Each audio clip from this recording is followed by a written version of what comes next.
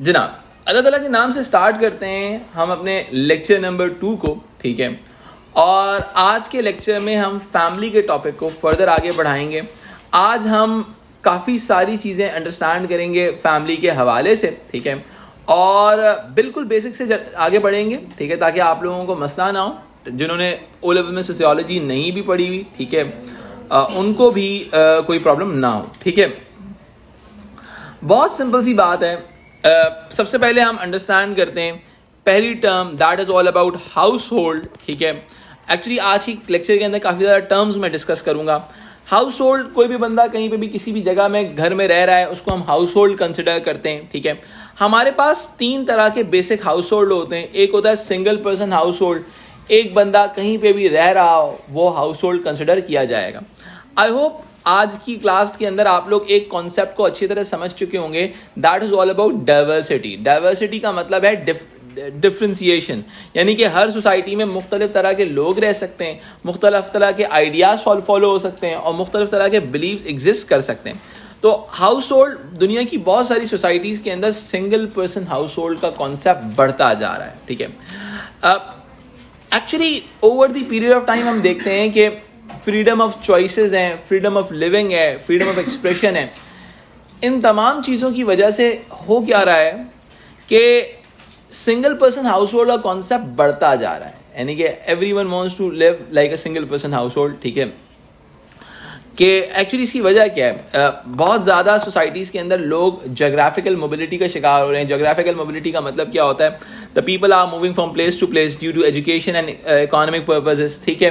तो जब education and economic purposes की वजह से आपको ट्रैवल करना पड़ता है तो आप कई मौक़ों पर अकेले रह रहे होते हैं, जिसको हम कहते हैं सिंगल पर्सन हाउस होल्ड, ठीक है। फिर हम अगर इस चीज़ को दूसरी चीज़ देते हैं, दूसरा हमारे पास कपल हाउस होल्ड होता है। कपल हाउस होल्ड भी एक डाइवर्सिफिकेशन की फॉर्म होती है, जिसको हम कोहैबिटिंग रिलेशनशिप्स भी कहते हैं। कोहैबिटिंग रिलेशनशिप्स का मतलब क्या होता है कि आप कोहैबिट कर रहे होते हैं, कोहैबिटेशन के साथ आप रह रहे होते हैं, ठीक है। यानी कि you are living with someone with male और female partner without any marriages, तो आप कपल हाउस होल्ड के अंदर अपने आप को कंसिडर कर सकते हैं, ठीक है जी। इसके अलावा हमारे पास जो थर्ड होता है वो होता है कम्युनल हाउस होल्ड, या जिसको हम कम्यून का नाम भी देते हैं, जिसके अंदर बहुत सारे अनरिलेटेड लोग एक साथ रह रहे होते हैं, बहुत सारे अनरिलेटेड लोग एक साथ रह रहे होते हैं। अच्छा, अब इसकी बहुत सिंपल सी एग्जांपल है multiple unrelated individuals living together, ठीक है। लाइक ऑर्फनेजेस हो गए, ओल्ड एज होम्स हो गए, तो वो कम्युनल हाउस होल्ड है, ठीक है। एक ऐसी जगह जहां पर बहुत सारे लोग रह रहे हों। तो एक बेसिक कॉन्सेप्ट है हाउस होल्ड का, यानी कि कोई भी बंदा किसी भी जगह पर रह रहा हो हम उसको हाउस होल्ड कहते हैं। कई जगह पर ये टर्म आएगी, तो इसलिए मैंने आप लोगों को आज समझा दूं इस बेसिक आइडिया को, ठीक है जी। अब थोड़ा सा आगे लेके चलते हैं। फैमिली को फॉर्मुलेट करने के लिए मेरा बेटा एक जो सबसे प्राइमरी चीज की जरूरत है उसको हम मैरिज कहते हैं। क्या कहते हैं बेटा? मैरिज, यानी कि शादी। अब देखिए, मैरिज एक्चुअल के अंदर एक कॉन्ट्रैक्ट है दो लोगों के दरमियान, एक कॉन्ट्रैक्ट है दो लोगों के दरमियान एक साथ जीने मरने का, सही है। और सोसाइटी और पर्टिकुलरली स्टेट जो होती है उसमें एक विटनेस का रोल परफॉर्म कर रही होती है, सही है। विटनेस का रोल कैसे परफॉर्म करती है? आपने वो देखी होगी सरफराज धोखा नहीं देगा, क्या नाम है उसका, पीके फिल्म है ना, सही है। पीके फिल्म के अंदर जहां पर जो मेन क्लाइमेक्स है सीन का कि सरफराज रजिस्ट्रार ऑफिस पे आता है और वो बंदी नहीं होती है, ठीक है। तो एक्चुअली वो जो रजिस्ट्रार ऑफिस होता है वो जगह होती है जहां पर स्टेट एक विटनेस के तौर पर, स्टेट एक मॉडरेटर के तौर पर उन दो लोगों को मिलाता है। Am I right? पाकिस्तान वगैरह के अंदर भी अगर आप किसी मौलाना साहब के पास जाते हैं और बोलते हैं निकाह पढ़ा दें, तो वो एक्चुअल में निकाह पढ़ाने के बाद वो रजिस्ट्रार ऑफिस में जाके उस निकाह को रजिस्टर कराते हैं। सेम केस इन दुबई, ठीक है, same case in any part of the world, ठीक है, कि एक रजिस्ट्रार ऑफिस होता है जो मैरिज को रजिस्टर करता है। आप जब आप अपना वो जो निकाहनामा होता है, जो मैरिज कॉन्ट्रैक्ट होता है, दरअसल आप उसको लेके जब आप रजिस्ट्रार ऑफिस में जाते हैं तो आपको नादरा एक मैरिज सर्टिफिकेट इशू करता है, am I right? कि जिसके बाद आप बोलेंगे भाई now we are both partners. जैसे लेट्स सपोज बिल्कुल उसी तरीके से होता है जैसे टैक्स सर्टिफिकेट होता है, वैसे मैरिज सर्टिफिकेट होता है। दैट शोज कि स्टेट के पास आपकी मैरिज रजिस्टर है, am I right? Without the marriage certificate बहुत सारे लीगल राइट्स गेन करना डिफिकल्ट होता है। तो मैरिज जो होती है वो सबसे एक प्राइमरी फंक्शन के तौर पे या प्राइमरी कंपोनेंट के तौर पर एग्जिस्ट करती है for the formation of family. तो जनाब मैरिज को थोड़ा सा आगे लेके चलते हैं। मैरिज की जो पहली टाइप होती है वो होती है monogamy. MONO, mono stands for one, gamy यानी कि वन मेल वन फीमेल, यानी कि बहुत ही ट्रेडिशनल जो हमारा कन्वेंशनल फैमिली फॉर्म है उसको हम मोनोगमी कहते हैं, मोनोगैमी भी कहते हैं, जिसका मतलब ये होता है कि आप एक मेल और एक फीमेल से शादी कर ली जाए। सही है। दुनिया में मोस्ट प्रोमिनेंट आप कह सकते हैं फैमिली फॉर्म है। उसके बाद हमारे पास दूसरी मैरिज की फॉर्म होती है पॉलीगैमी। पॉलीगैमी का मतलब होता है मल्टीपल पार्टनर्स। क्या मतलब है बेटा? मल्टीपल। पॉली का मतलब जैसे पॉली क्लिनिक होता है ना, पॉली क्लिनिक का मतलब क्या होता है? एक ऐसा क्लिनिक जिसमें बहुत सारे डॉक्टर्स बैठते हो।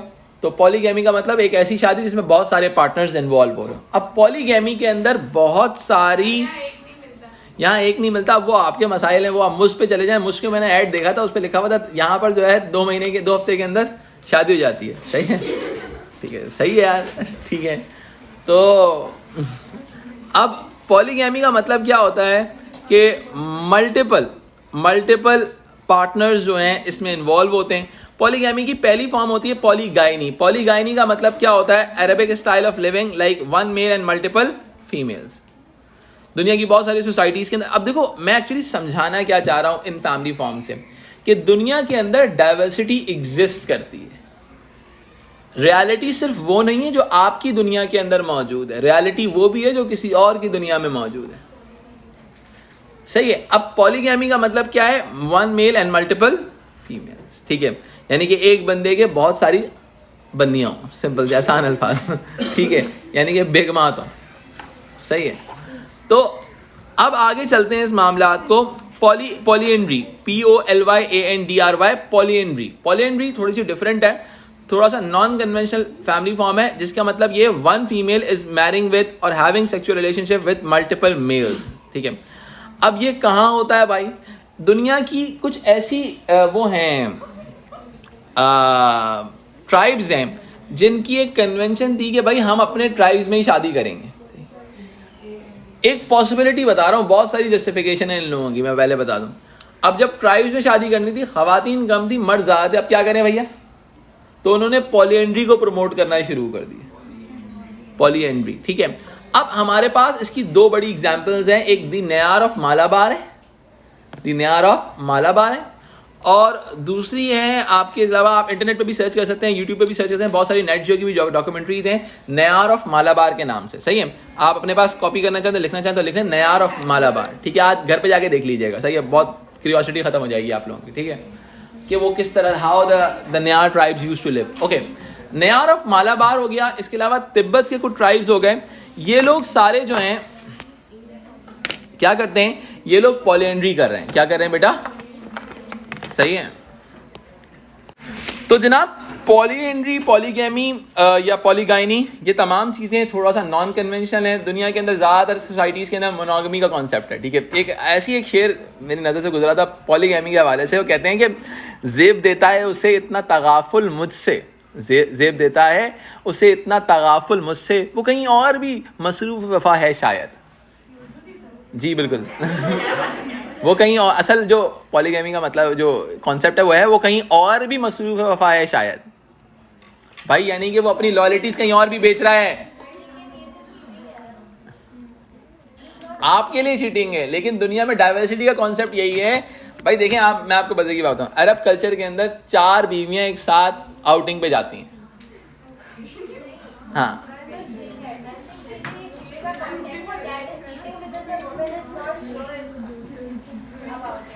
मैंने आपको एक ऐसी एग्जाम्पल के तौर पे दिया था, ये कोई फैक्ट नहीं है। अच्छा, जरूरी नहीं है अप्रूवल हो, कुछ सोसाइटीज में अप्रूवल रिक्वायर्ड नहीं होता। पाकिस्तान में रिक्वायर्ड होता है कि आपको फर्स्ट वाइफ का एक लेटर चाहिए। ठीक है, अच्छा जी, समझ में आ गई भाई बात। ओके, आगे बढ़ते हैं, इस सिनेरियो को आगे लेके चलते हैं। एक और चीज होती है सिविल पार्टनरशिप। बहुत सारे सोशियोलॉजिस्ट ने मैरिज को भी एक सिविल पार्टनरशिप का नाम दिया, लेकिन काफी सारी जगहों के अंदर सिविल पार्टनरशिप की टर्म दरअसल होमोसेक्सुअल मैरिजेस के लिए यूज की जाती है। ठीक है, यानी कि होमोसेक्सुअल मैरिजेस को एक्सप्लेन करने के लिए सिविल पार्टनरशिप की टर्म यूज की जाती है। क्यों? इसकी वजह क्या है? क्योंकि स्टेट दरअसल एक पार्टनरशिप को डिक्लेयर करवा रहा होता है। देखिए स्टेट अलाउ करता है आपको, सही है, स्टेट आपको क्या अलाउ करता है, स्टेट आपको ये अलाउ करता है कि भाई आप होमोसेक्सुअल रिलेशनशिप या मैरिजेस रख सकते हैं, तो फिर स्टेट ही उसके अंदर, स्टेट रजिस्ट्रार ही एक्चुअल के अंदर उस मैरिज का एक मॉडरेटर के तौर पर रोल प्ले करता है और उस मैरिज को फॉलो करवाता है। ठीक है जी। तो होमोसेक्सुअल मैरिज के लिए हम सिविल पार्टनरशिप की मेजर टाइम पे टर्म यूज कर रहे होते हैं। फिर आगे आते हैं, अब हमारी लेट्स सपोज हमने मैरिजेस, हमने कॉन्ट्रैक्ट बना लिया। अब उस कॉन्ट्रैक्ट को बनाने के बाद हम फैमिली फॉर्मेशन की तरफ आ गए। भाई सीन ये, फैमिली की बहुत सारी टर्म्स होती हैं, बहुत सारी टाइप्स होती हैं एक्चुअली। ठीक है, चलें जी, अब एक छोटी सी चीज आगे बढ़ते हैं, लेके टाइप्स ऑफ फैमिली को आगे लेके चलते हैं। न्यूक्लियर फैमिली, सबसे पहली फैमिली को डिस्कस करते हैं, पेरेंट्स विद चिल्ड्रन, यानी कि 2 जनरेशनल फैमिली होगी। इसके बाद हम एक्सटेंडेड फैमिली की बात करते हैं। एक्सटेंडेड फैमिली का मतलब होता है, एक्सटेंडेड फैमिली को हम 2 हिस्सों में डिवाइड करते हैं। एक होता है वर्टिकल एक्सटेंडेड फैमिली, जिसके अंदर 3 जनरेशंस होती हैं। 3 जनरेशंस का मतलब है grand parents, parents and children exist करते हैं। ठीक है, और आपके पास दूसरी होती है horizontal extended family. Horizontal extended family जो होती है बहुत सिंपल सी चीज होती है, जिसके अंदर आप मल्टीपल अंकल्स एंड आंटीज के साथ एक साथ जिंदगी गुजार रहे होते हैं। ठीक है, ये 2 एक ऐसी बेसिक फैमिली फॉर्म्स हैं जिनको हम कह सकते हैं कि यार ये एक तरह से कोर फैमिली फॉर्म्स में एग्जिस्ट करती हैं। लेकिन दुनिया के अंदर बहुत सारी वजूहात की बुनियाद पे और बहुत सारी रीजनिंग की बेसिस के ऊपर फैमिली की टाइप्स चेंज हो जाती हैं, फैमिली डाइवर्सिफाई हो जाती है। ठीक है जी, तो अब इस चीज़ को थोड़ा सा समझते हैं। जैसे कि डाइवोर्स है, मैं आपको सिर्फ एक डाइवोर्स की एग्जाम्पल दूंगा।